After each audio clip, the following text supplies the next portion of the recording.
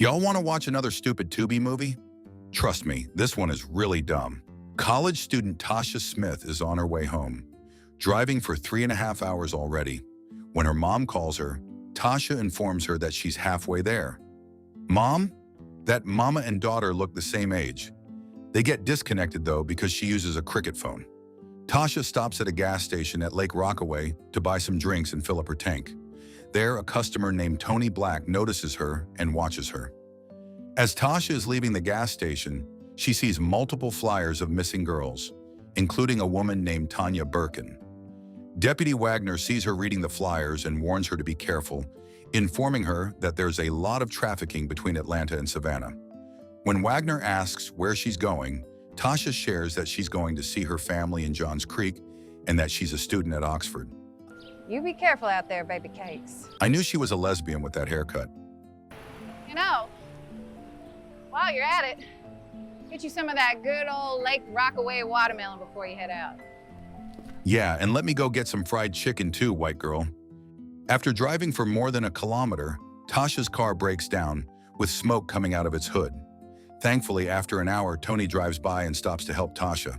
But to her horror, while she is distracted, Tony quietly limps behind her, puts a bag over her head, knocks her out, and kidnaps her. Nah, because why was she whisper screaming?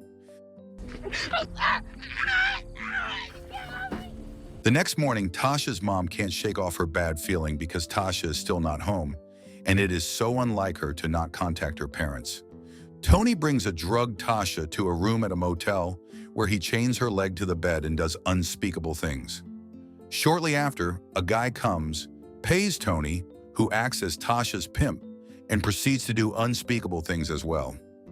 The next morning, Tasha slowly starts to become coherent, and she starts processing what's happening. She asks Tony where she is and sobs as she begs him to let her go. When she screams, Tony quickly jumps on her to force her to stop. He tells her that she should be quiet and compliant if she wants to be let go. Tasha asks to take a shower, so Tony unchains her. After breaking down in the bathroom, Tasha notices that Tony isn't in the room, so she takes this as an opportunity to escape. Unfortunately, when she opens the door, Tony is there keeping guard. He violently pushes her inside, prompting Tasha to wail. Since a housekeeping employee is going around giving towels, Tony panics, thinking she might have seen them. He quickly calls his accomplice about it and chains Tasha to the bed again.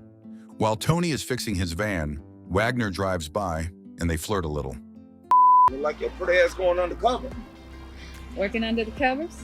Something like that. What the helly? Shortly after, as he cleans himself up to freshen up, his phone alarm goes off, reminding him to take his pills. As he's about to take his pills, he starts talking and arguing with himself. Damn right you tripping. Look at you in here goddamn talking to yourself again. Look at you. More big-tittied men come to take advantage of Tasha again and again. Alone with Tony, Tasha asks why he's doing it, but he simply ignores her. When she asks if it happened to him first and if it was his mom, Tony angrily orders her to shut up. She then asks if it was his dad, and he's doing it to take control. She then wonders if it was Epstein and his friends. Tony tells Tasha that a lot of girls like her go missing every day, and her death will go unnoticed because she isn't important. She begs him to let her go, promising to keep quiet and give him money, but to no avail. Detective Tyson McKinley from the Johns Creek Police Department visits the Smiths to follow up on the missing persons report they filed. Tyson can call me. Mom says Tasha was last seen by her roommate when Tasha left for summer break, which was over a week ago. And what's frustrating is that the police just kept on telling them that the disappearance needs to be several days before they can file a missing persons report. Mom shares that their calls just go straight to voicemail, Tasha's location is offline, and the last place her phone pinged is in Lake Rockaway. Tyson tells them that he's going to issue a statewide missing person report and contact the local authorities in Lake Rockaway. He also asks them to inform him if they get any updates from Tasha or her roommate. Tyson calls the Lake Rockaway Sheriff's Department and informs Sheriff Yancey about Tasha's disappearance and sends her Tasha's photo. When he asks about the status of the cases of the missing girls, she says more girls go missing than are found. Yancey got to be part of Paw Patrol if she has no leads. When Yancey shows Wagner Tasha's photo and asks if she has seen her, Wagner shares that she had seen Tasha at the store a couple of weeks back and told her to be careful because a lot of girls have gone missing. I do not trust Wagner. Her haircut is making me sussy of her. Yancey goes to the store to ask about Tasha. When she asks a guy named Tiger about Tasha, Tiger says he hasn't seen her, but he'll inform her if he does. A masked Tony puts a bag over Tasha's head and puts her in the back of his van. He then drives her to a cabin in the middle of the woods, where the chained and unconscious Tanya is lying on the bed. Whoever wrote the script loved names that start with a T. After Tony leaves, Tasha checks on Tanya's pulse and confirms that she's still alive.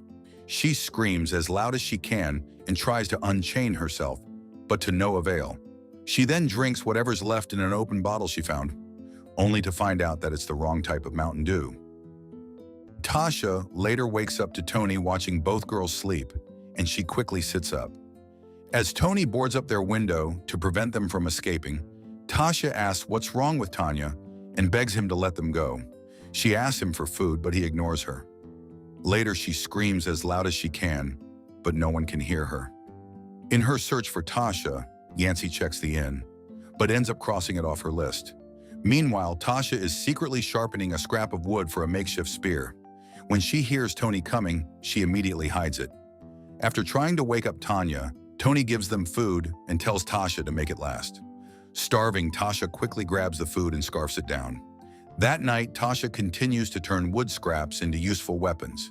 Since she has to cut them by force because she has no tools, she ends up getting her palm cut open. Yancey, who seems to be treating the girls' disappearances as something personal, turns out to have a deeper reason behind her reaction. Her own daughter went missing 20 years ago. Despite her mom's advice, Yancey can't let it go, and it has caused her to turn her back on God. Starting to gain consciousness, Tanya weakly squirms and cries in pain, prompting Tasha to quickly check on her and make her drink water. When asked if she knows where they are, Tanya shares that she remembers a motel. When Tony discovers that Tanya is now awake, he jokes that the fentanyl couldn't take her down because she's big-backed and a druggie. He then tells them he'll return to take them out to Atlanta in a couple of days. Before he leaves, he warns them not to escape because they're miles away from everything and everyone. So escaping will only lead them to their deaths. Tasha tells Tanya that the only way for them to escape is to kill Tony. When Tanya gets discouraged and starts talking about how they're not going to make it, Tasha promises to get them out of there. Checking some bushes on the perimeter of the woods, Yancey finds a woman's sandal. Tony gives the girls half a watermelon to eat, and the starving girls quickly devour it. Meanwhile, Yancey visits her daughter's grave. She tells her that she loves and misses her, and that she's going to make things right. Tasha asks Tony if she can stretch her legs and take a walk because she has been chained for so long.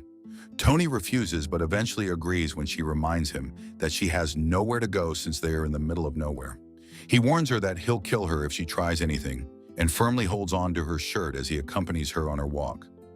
Tasha fakes tripping to grab a stick on the ground and quickly hits Tony with it. She runs away, but she is forced to stop when a stick pierces through her foot. She stops herself from wailing and returns to the house to free Tanya, but Tony catches up to her and punches her. While Tony is hurting Tasha, a Swiss Army knife falls out of his pocket. Tanya quickly grabs it and jumps on Tony, but he's too strong for her to take down.